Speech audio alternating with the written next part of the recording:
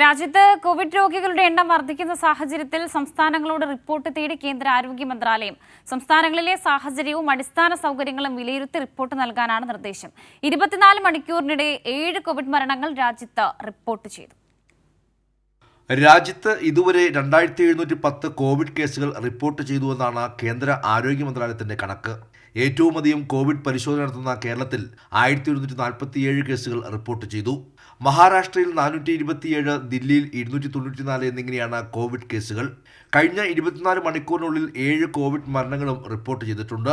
മഹാരാഷ്ട്ര 2, ദില്ലി, തമിഴ്നാട്, കർണാടക, ഗുജറാത്ത്, പഞ്ചാബ് എന്നിവിടങ്ങളിലും ഓരോ മരണം വീതവും റിപ്പോർട്ട് ചെയ്തു.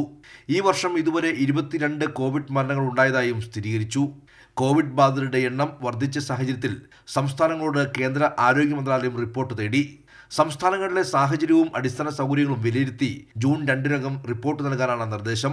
ഇക്കാര്യം ചൂണ്ടിക്കാട്ടി ആരോഗ്യ സെക്രട്ടറി സംസ്ഥാനങ്ങൾക്ക് കത്തയച്ചു. ഓക്സിജൻ വിതരണം, ക്രിട്ടിക്കൽ കെയർ കിടക്കകൾ, വെന്റിലേറ്റർ സൗകര്യമുള്ള കിടക്കകൾ എന്നിവയുടെ ലഭ്യത ഉറപ്പാക്കണം. അടിസ്ഥാന സൗകര്യങ്ങൾ ഉറപ്പാക്കുന്നതിനായി സംസ്ഥാനങ്ങൾ മോക്ക് ഡ്രില്ലുകൾ നടത്തണം. വെബ് പോർട്ടലുകളിൽ കൃത്യമായ വിവരങ്ങൾ അപ്ഡേറ്റ് ചെയ്യണം.